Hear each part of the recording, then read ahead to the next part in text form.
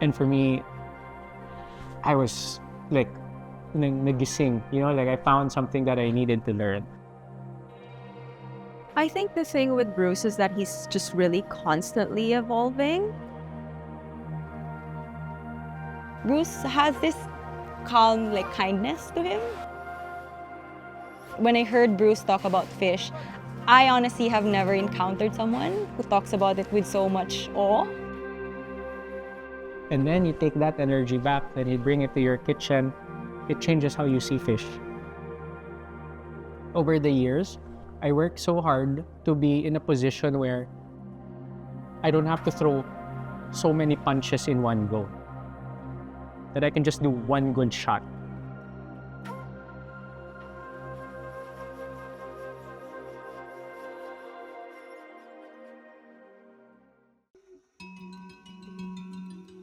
Not all chefs start in the kitchen.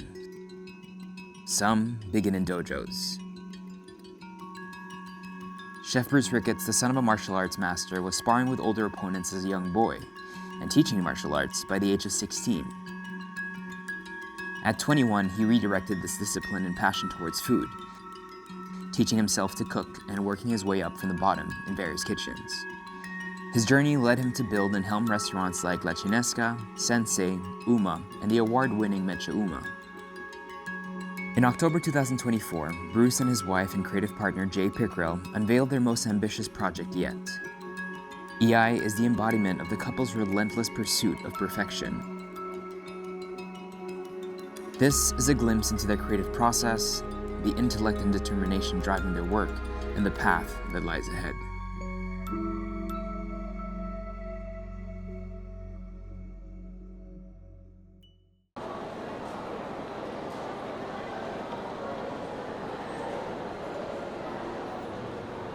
When I was in the States and I was young, the idea of being able to work and know now you can work and buy something, for me, I found a great appeal to that.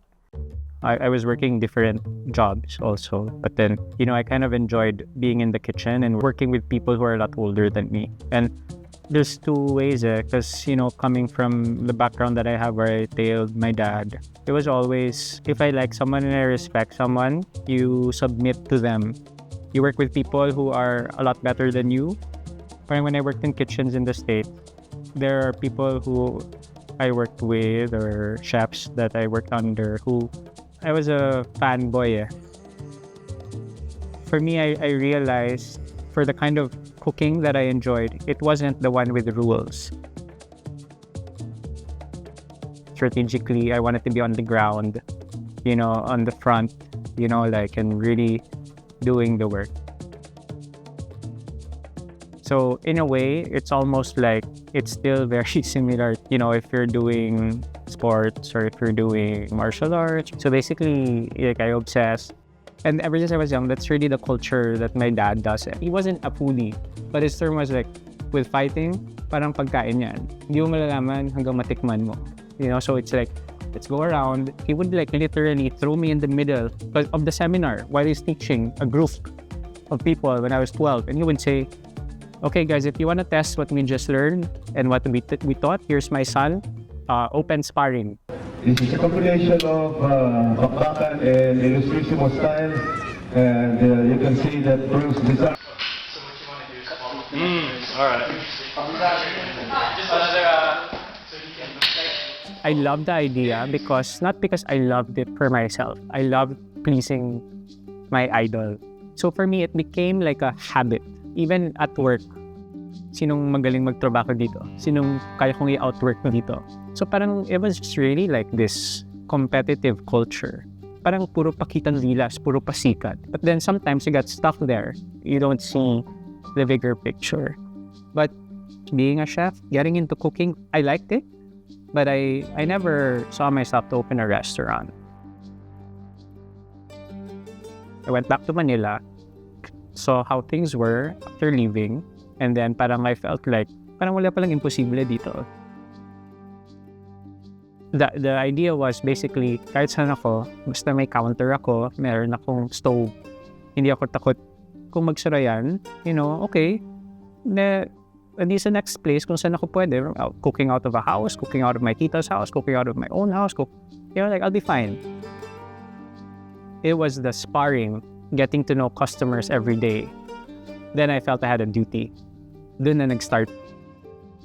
What I learned in my own training is that you care about what you can control. And what you can't control, you can't control. You have to adapt na lang. But at the end of the day, the only thing that you can control is what your hands can touch. If you see it this way, you can adapt better.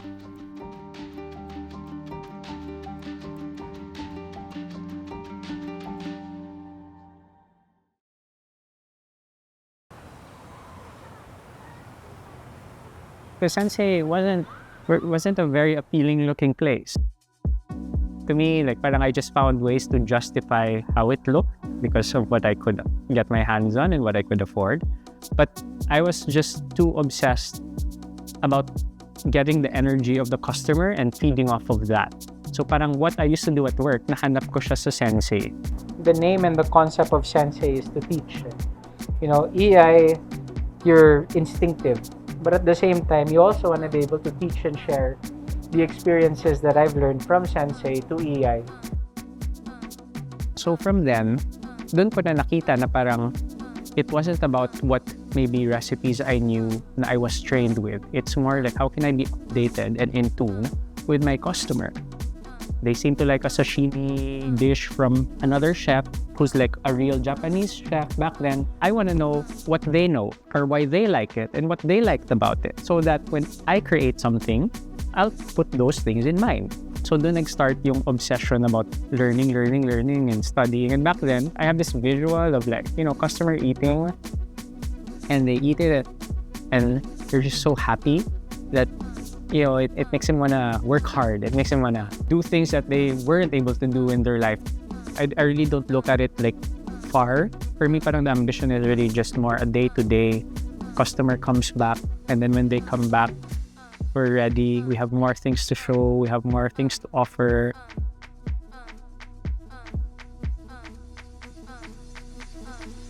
When I opened Metro Ooma then, kami yung mas una na mga tasting, na counter seating. May ibang pressure rin siya.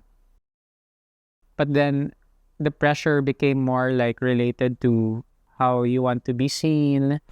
And I felt like there were times when it would take away from the joy of cooking and serving customers. In 2019, Metro Ooma ranked 81st in the best restaurants in Asia in the well-regarded OAD list. It was the only Philippines-based restaurant that made it. Despite the pressures and the reputation preceding EI, Chef Bruce's grip on the kitchen remains as steady and deliberate as the principles of Hayjo that inspire him. When Jay and I would go to places, it seemed like parang there was something that I was looking for, like a kind of cuisine or food that gave me deep connection. I didn't find it in some places that I've worked before, but then there are some restaurants that when you eat, you can feel.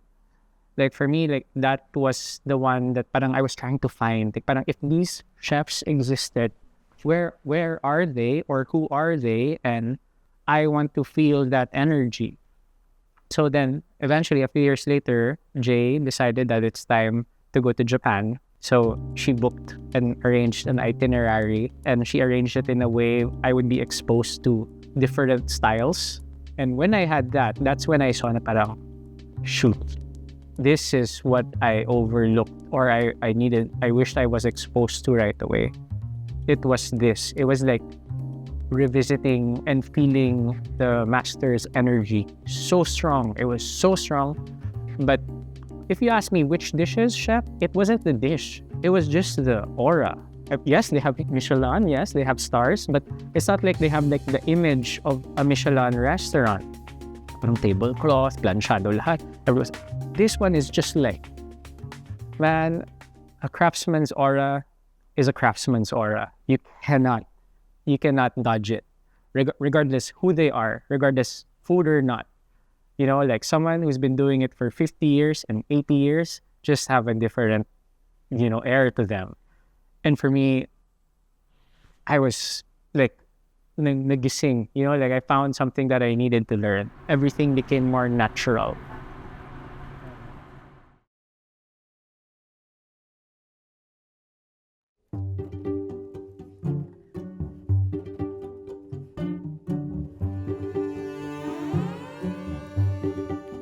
The joke is, if she wasn't here, I'd have monoblock chairs right now. I'm Jae Pickrell, the wife of Bruce Ricketts.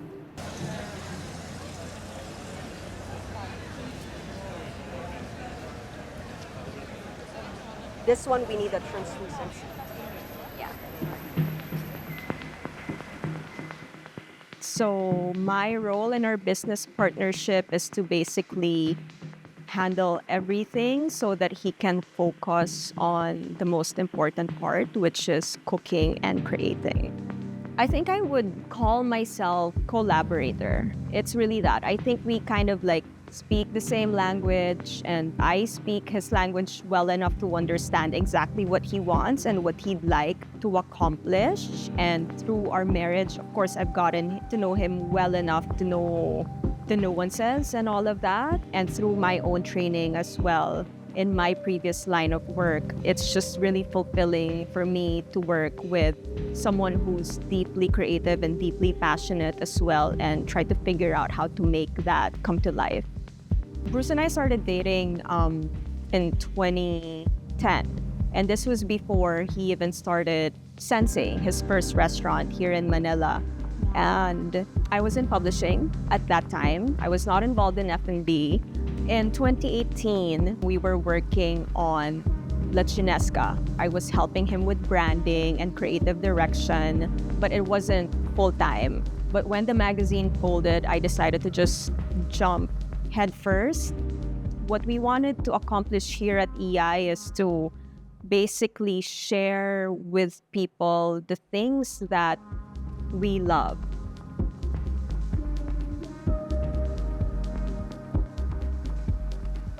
I would say that she's always like the one who sees it bigger picture. Like for me, I see what goes on the plate, and then I see how customers feel and how customers react. But Jae sees it holistically. The reservations, the guest experience from there, and how the team feels, and how you should have maybe a bigger team so that also people have more time to focus on other things, so that when you teach them, they're not overwhelmed. It's really taking whatever I know, whatever I do, to places that I never imagined that it could go to.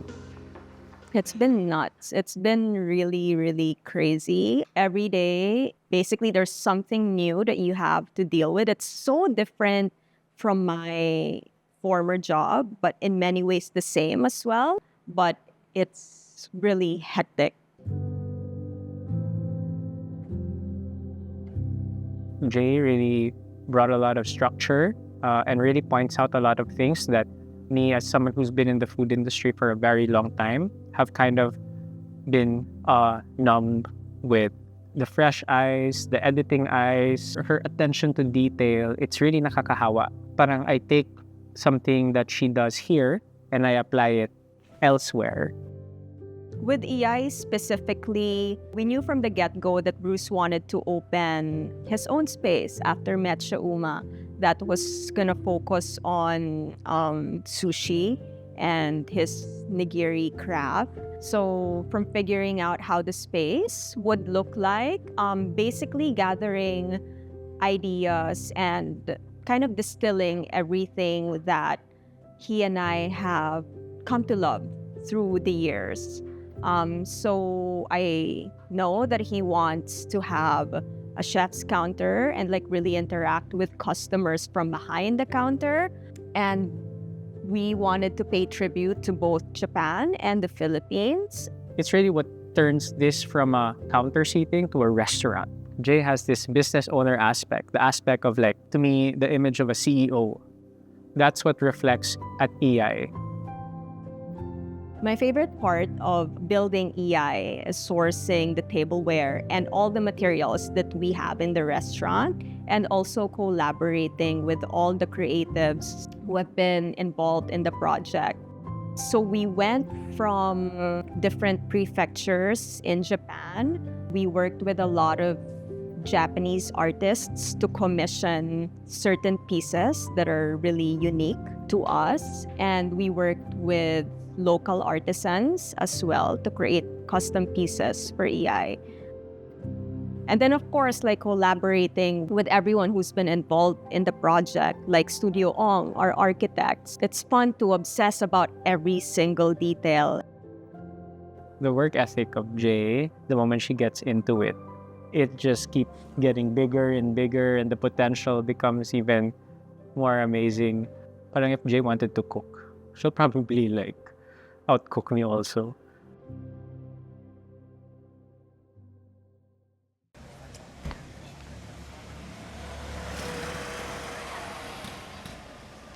The ice machine's there. Huh? Ayan na. Para sila rin yung boxes. Ayan na.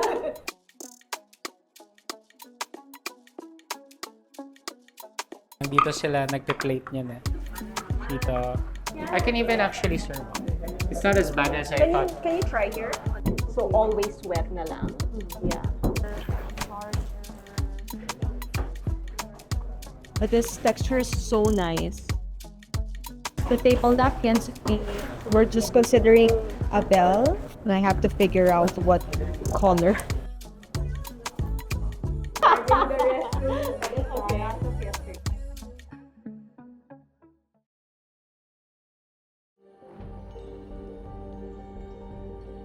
So EI is short for Iaido. Iaido is a form of Japanese martial arts that's more reliant on instincts. That's a bit more expressive on if the attack is coming, how you react to it. Why do I have this connection with Iaido? Because I feel like over time, you start by doing basic things, you obsess about basic things, and that's maybe the times that, I went from creativity at Mecha and then combining the two. Now at EI, we're just reacting. You're reacting, but at the same time, you're teaching new people who work with you how to become like this also in the future. Let's say you're a boxer. You learn a jab, you learn a stray, you learn a cross, you learn a hook, but then eventually you learn uppercuts and all that. But at the end of the day, you become so good na in front of you, you don't see how many shots you have to throw. You just need one shot and you're okay. And it's finished. That to me is what I was working from Sensei to Mecha. That's what I was trying to get to personally. Over the years, I worked so hard to be in a position where I don't have to throw so many punches in one go, that I can just do one good shot. This is EI.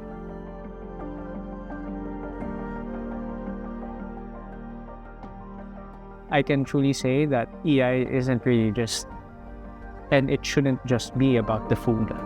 It's really an overall experience.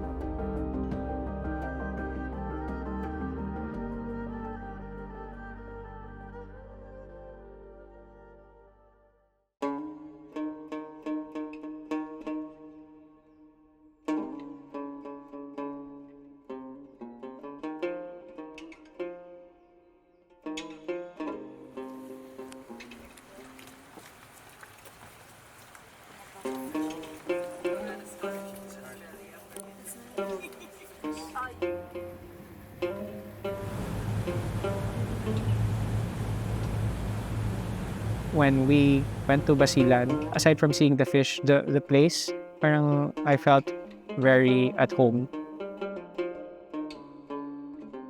Parang I had an affinity to it right away.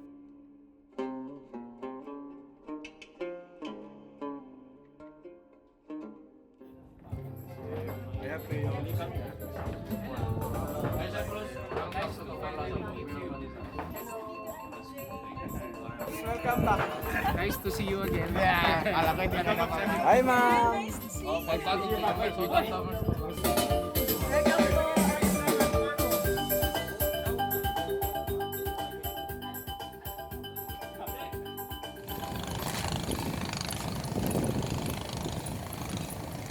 So when I first met Bruce, I could always tell, that he was really passionate about his craft. But other than that, that was a secondary thing. Bruce has this calm, like, kindness to him. And I feel like, he knows it because he's known and seen nature as it happened. I met Twinkle online because she had an IG account. She's based in CDO, and her family has been in this business for a few decades. And in the IG account, she was basically talking about fish and seafood from Mindanao. For some reason, I was super curious about it. I asked her, parang, so what fishes do you have and all this? And parang when she responded, all of a sudden, parang I was like, hey, do you want to meet? She is deeply passionate. Immediately, we had a meeting of the minds. We weren't even thinking about, when you think of basilan, like being scared to go because of political unrest or anything like that. We just immediately were so curious. And so 2 weeks later, we decided to go.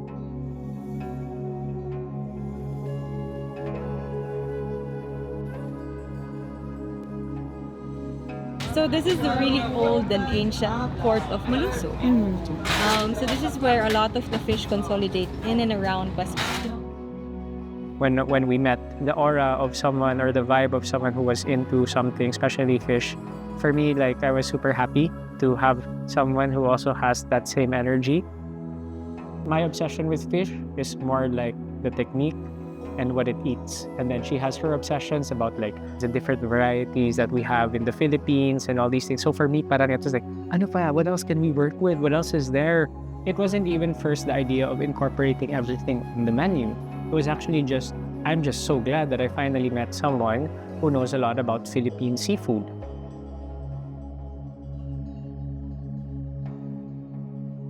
I think when you're a butcher and you really handle the fish, there is a certain honor and dignity that you give it.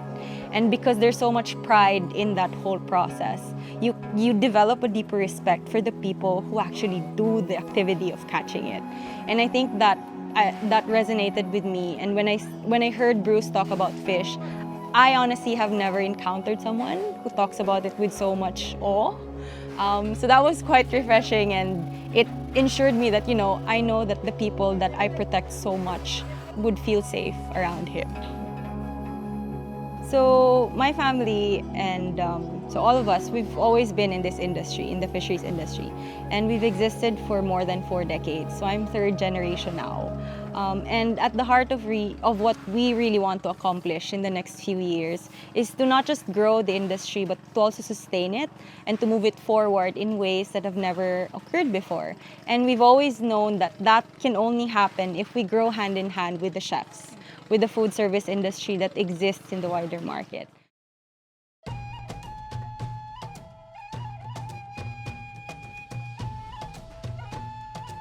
So for me to be able to connect all these pieces is just like exactly parang the kind of like energy and inspiration that I need when you go back into EI Kitchen.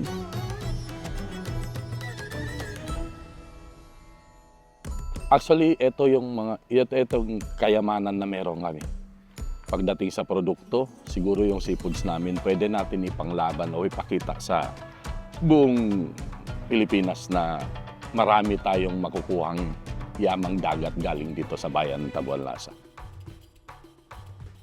We brought our chef, a whole team. Jae was there, and we went around to the different fish markets. We went to Tabuanlasa, and the whole idea to it is really to raise awareness to fishermen that aside from what they already have, parang how to open up a new form of business to other restaurants by just catching less fish and applying more technique to them and being able to have these fish bought at a better price, at an even higher price, at the same price or similar price to like the demands of Japan. Ang konsepto, pag pinukpok nyo sa ulo yung isda, yung utak, di ba, nahihilo siya. Ang kalaban kasi ng fresh is kailangan yung dugo matanggal. Kapag huli nyo ng isda, di ba yung isda gumagalaw. So pag pinatay mo siya, gumagalaw siya, lahat ng dugo balik sa laman, mas mabilis yung isda mangamoy, bumaho. Pero kung meron kang pangtusok dito sa utak niya, kung saan yung dito diretsyo at saka yung dulo ng buto, dito yan dapat sasaksakin. Okay? Tapos, pagkatapos, sa likod ng hasang, dito, tusok lang mabilis, hanggang lusot dito. Tapos, tubig dagat. Banlawan. Sa tabi ng, ng bangka. Yan o, kita mo, dito pa lang, marami ng dugo.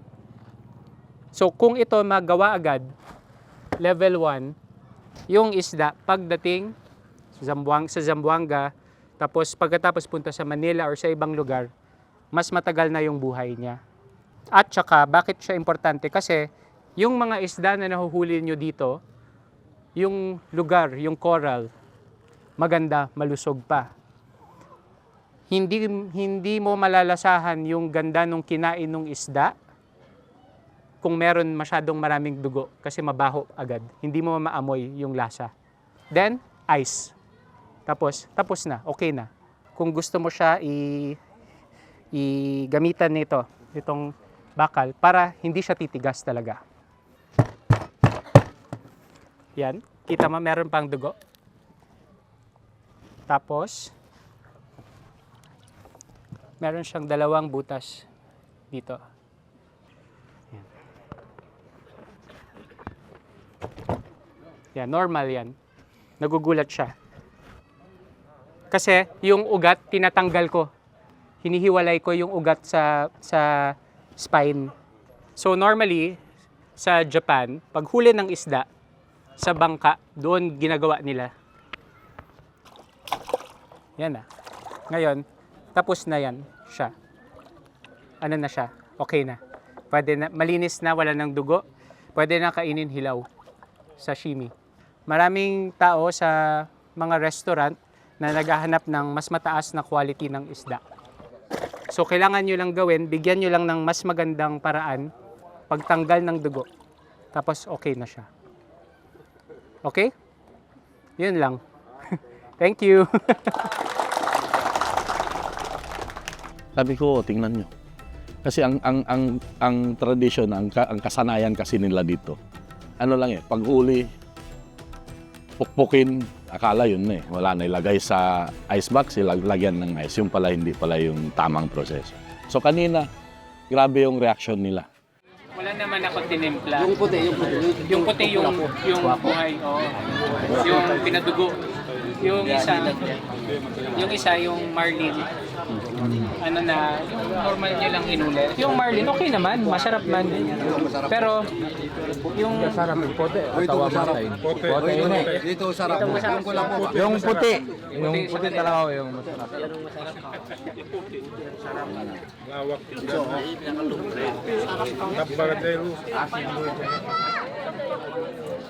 Dalawa, tatlo, alagaan mo, tapos ikejime mo, you bleed it out para maganda yung packaging, and then you send it to us, and we will buy it from you at a price that normally goes to middlemen instead. You know? Sabi pa ng iba, dito na tayo magkapera kasi akala natin na yung product natin na mumurahin lang. Yung palang, pwede palang mamaalin dahil lang sa proseso ng produkto natin.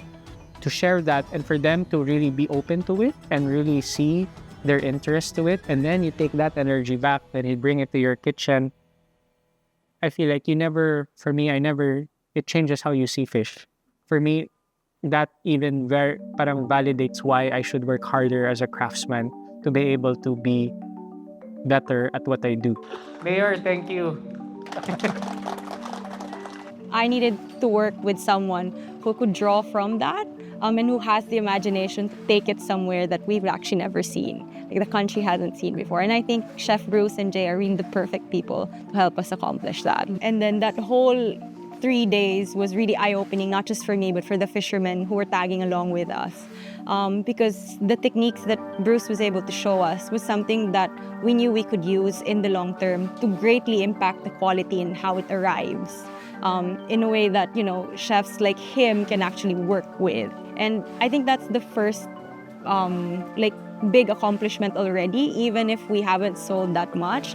The idea that one chef or one group of people wants to recognize Basilan Seafood in their own space says so much. And actually, to feel like you're seen in your craft is such an important thing.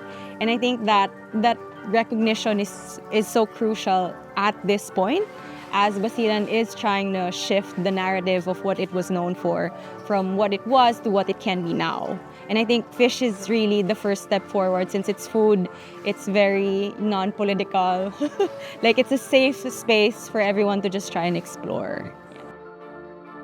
It's so nice to be able to look inward at what we have here and not necessarily have to import, because we have such great natural resources. And I think Bruce is also at a point in his craft and career where he has refined his techniques enough in order to be able to bring out the best in whatever ingredients he can get his hands on.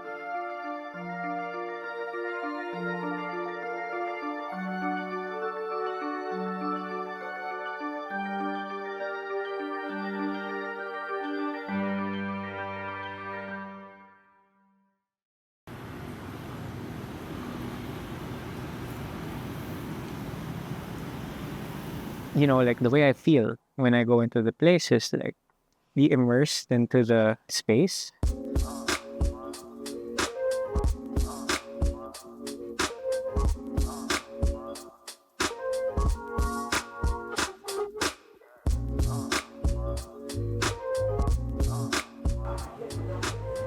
Hi! Welcome to IAI!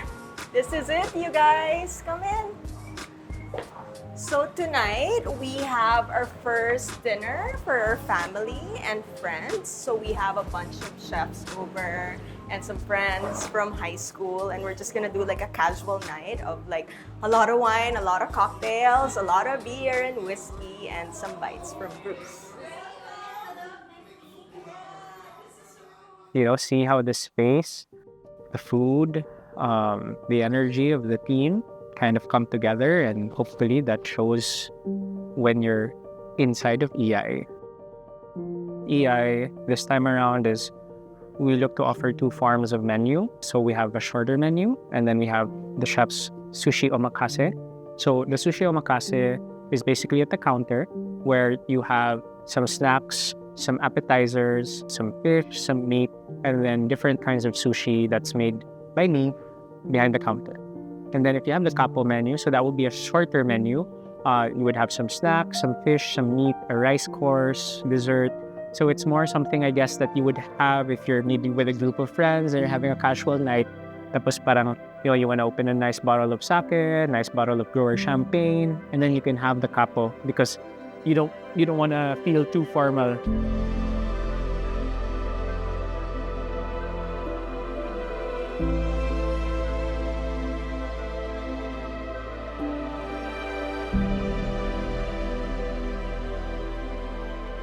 We have the foie gras. So the foie gras is actually a dish that has had many versions. We figured out the formula of how we want it to be, but this time around it's just foie gras with local rhubarb. So like there's like nice rhubarb from Baguio that apparently for some reason they can grow it yearly because of the conditions there. We put the two together and it goes into like this wafer cookie looking thing that's made from gata and black sesame. The reason I also have foie gras on the menu is because when Jae and I were dating, that's what I used to make her ligaw. Yeah, so I would like, you know, give her a lot of foie gras every time, and hopefully that the cholesterol would make her dizzy and that she would see me as a smart man. Apparently it does. I mean, I still haven't taken out foie gras from the menu. I just have to make sure I keep it so that she always eats foie gras. And we're now married. The next dish is sardines or iwashi. That's served as a pan, so it's called iwashi pan. So like I also do a lot of different dishes with bread over the course of my years. My obsession with sushi. As a sushi chef, parang normally you show your knowledge and your skill set by working with oily and shiny fish. So for me to be able to put iwashi on top of bread, and then it's still pickled and prepared in the same way that a sushi chef would, for me is kind of like pretty cool. The nigiris, well, that's something that I will constantly be doing here at EI. With my nigiri, the shapes are not consistent, let's say, like traditional edomai sushi, because a lot of the inspiration comes from a sushi chef from Western Japan. So I think there we had like smoked toro, there was drunken shrimp, I believe there were some scallops that we cut multiple times, so it kind of looks like a floating seaweed, grilled hamachi with like grated radish and like local dayak that we squeeze on top. And then there's the donabe, or the rice pot, is basically Japanese rice variety, and we cook it with lamb, with a bit of soy sauce and an assortment of local vegetables. We put everything together so that the heat kind of releases a new aroma. Originally for me, I wanted to just do like a really small place. Parang it was almost the direction na I don't need a lot of chefs, I just need one assistant, a few servers, I'll just have nice bottles of wine that I really like, and then I'll bring in the fish that I want, and I'll make sushi to a customer, maybe 6 customers at a time. Parang that was like the romanticized version of it, but then of course, talking to Jae about it, she brings up a lot of things that makes more sense in current times. So then it became, bigger. With what I've learned now, I feel like I've collected enough information to have structure, to have actually something that can help young cooks go through a process of learning that I wasn't able to go through. But I think so far from my experience of opening restaurants, parang this one is it's not a very aggressive vibe. It's more a teaching vibe, like I think I can feel that I've really aged a little bit in this industry. The way I teach, the way I tolerate mistakes here while they're still learning, it's almost like I want to hold their hand through the whole process. I think there's always going to be pressure, and I think that pressure, like I said, it's probably self-inflicted pressure. In the end, for me, the pressure is really just more for myself, for Jae's, na parang whatever I learn in the build-up. Sorry, Miss Tard. Whatever I learn in the build-up, it's just really ma-apply siya. Like showing to myself na, parang mas mature na. Sorry. When we built EI, when Jae decided that it should be a bigger kitchen, there's more space, because then there's also a place for people to progress. I don't think I'm a master, but then as they say, if you feel like you have a better understanding of things, it becomes easier to teach it.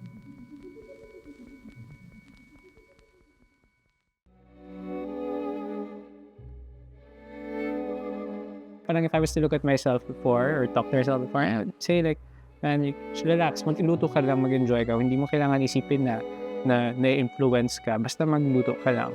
At the end of the day, kung simple yan or complicated yan, basta masarap yan, it's all here. Just get it out of there.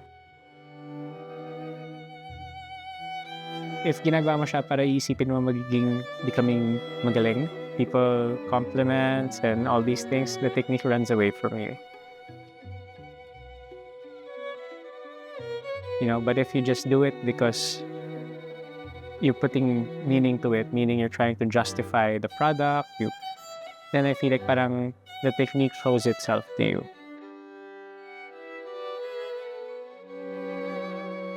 I think the thing with Bruce is that he's just really constantly evolving, and it's been 14 years of seeing him tirelessly work at that, and it's deeply inspiring. At the same time, it makes my job a little bit harder as well, because I feel like I have to match him, right? Because he's putting so much of himself into his work, and of course you'd want to be able to match that as his partner.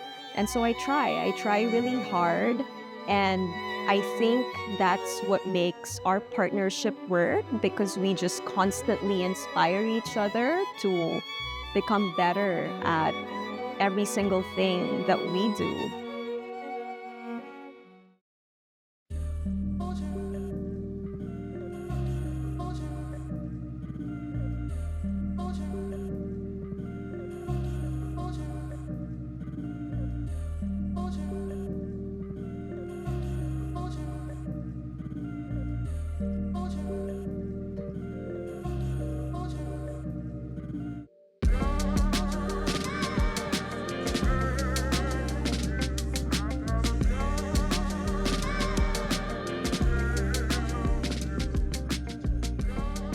Honestly, like Bruce and I have only been really working together officially for 6 years now. So that's nothing, right? In the grand scheme of things. So who knows what's gonna happen?